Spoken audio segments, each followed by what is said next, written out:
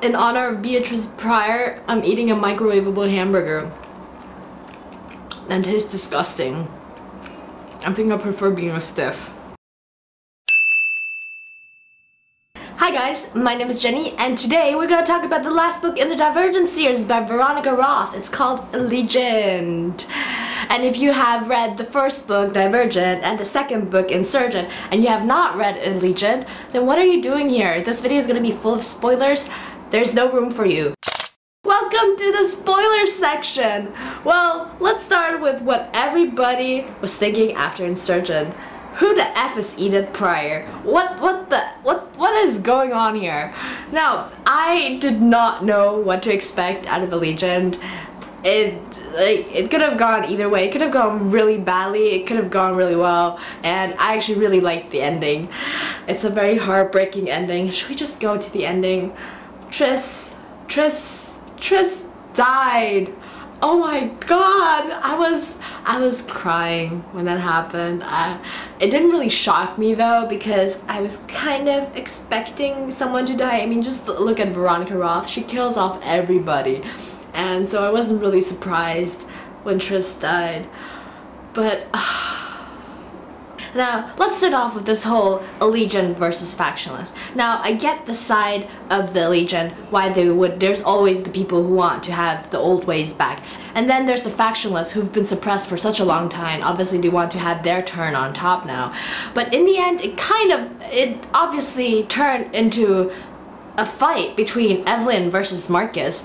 And I don't know how much power, why they put so much power into Evelyn versus Marcus, but usually when you see like two spouses fighting with like armies behind them, doesn't that make you kind of question them in their leadership skills? Obviously they're marred by with personal interests, and they might not have the public interest as their first priority.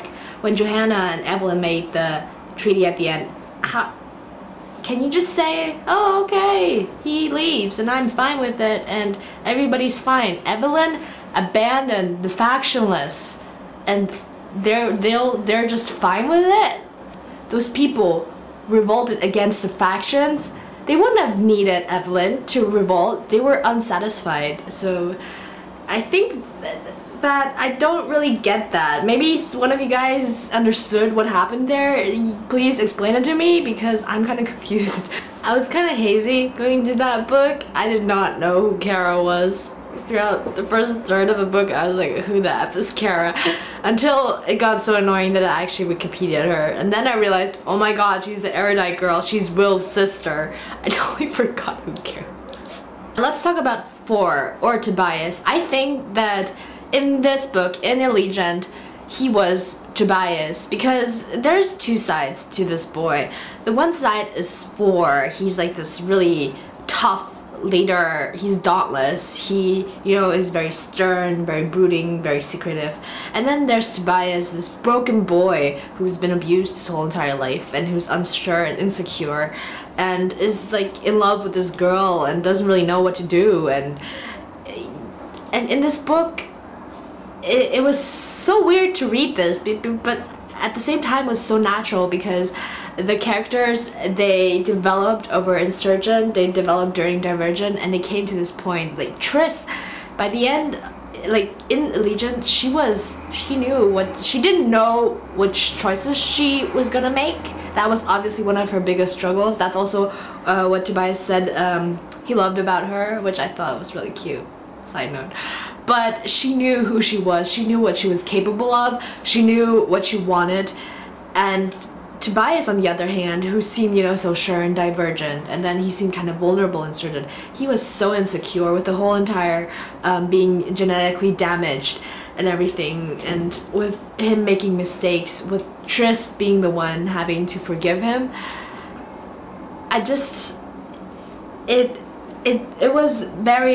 It was very different from like his character, all his struggles. It sounds weird, but I just love the struggles that they went through, because obviously a lot of the dystopian books, when people are in very strained situations, they grow closer together, but that's not always realistic. And in this one, they fight, they have differences, they don't trust each other, but in the end, they realize after a long journey that, that's all they can do. They can choose to be together, and they can choose to trust each other, and there will be problems along the way, and it just made the relationship so much better, so much more realistic, and so much more painful in the end when they were ripped apart. And then Triss, I love Triss in this book because Triss, she's not the perfect character, but she's such a strong character. She knows exactly how strong she is. She knows the limits of her capabilities. She knows what she's capable of. She doesn't overestimate herself. She doesn't underestimate herself. I love those kind of characters because they know exactly when they have to step in, and they know exactly when they have to step back. She was freaking immune to the death serum, and then there was this stupid David and stupid Caleb. I don't care that she forgave Caleb. I do not forgive Caleb. Caleb, you let your sister die, Caleb. How could you do that, Caleb? Oh, stupid erudite. I feel like Caleb was just always trying to justify what he did, and he never actually truly apologized. Did he ever apologize to his sister? I don't think so. So in this book, we finally figure out what Edith Pryor meant, and it was basically all a lie. This whole thing with the cameras, with everything being a lie, with the genetically pure, genetically damaged, obviously it's an excuse to find reasons why there's violence, to blame someone, to find a black sheep for the government. But it reminded me a lot of The Truman Show. I don't know if you guys know that movie. You know, it's basically these people, and they're just watching these people who are fenced in the city, living their lives, cutting their heads off, I don't know, making out, farting, picking their nose. And even though because he was in the control room, he was used to it, reading the book, I had similar feelings to Triss, because they were watching people suffer, just like in the fringe, and they did nothing. They did nothing. If they are genetically pure, they would have done something, because they would have been perfect. When Triss is given a tour through the compound and she asks Zoe, oh, what do the colors of the uniform mean? And Zoe's like, you know, blue means scientist or researcher and green means support staff. I was like, oh my god, she's on the USS Enterprise. She's gonna be a final frontier. I was just geeking out. I was like, this is hilarious. I wonder what color the people in the control room were. Oh, and then the control, like, after Tobias betrayed them, he could go everywhere. Like, he would just walk into the control room and people would just, like, ignore him. What? That guy disabled your whole entire alarm system and you just let him walk around without any suspicions?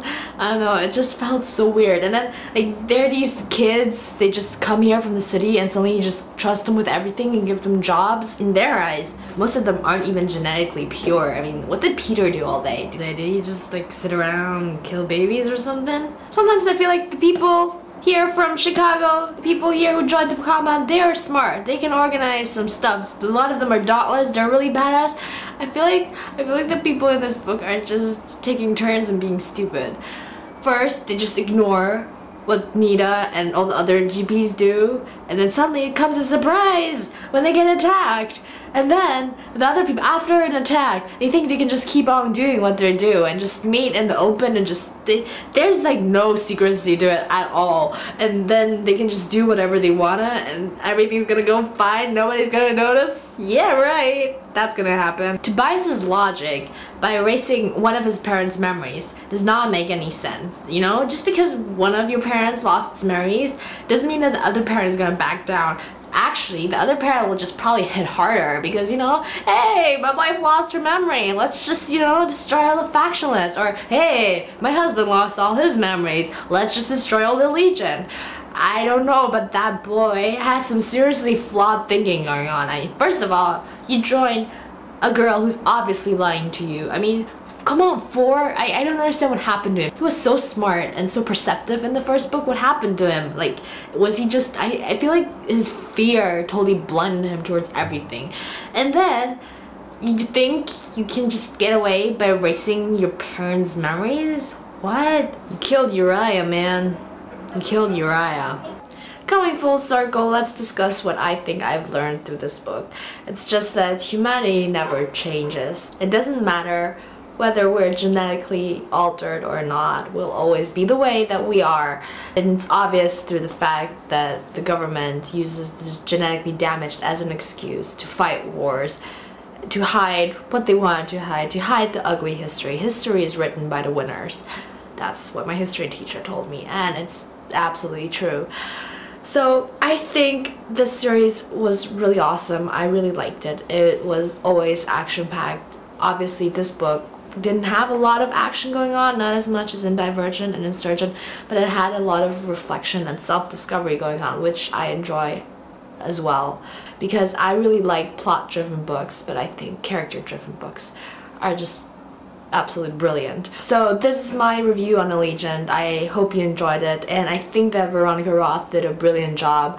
I really loved reading each and every one of these books, and they always gave me a lot to think about, so that's always a plus. Tell me what you thought about this book. Did it make you really happy? Did it make you really mad?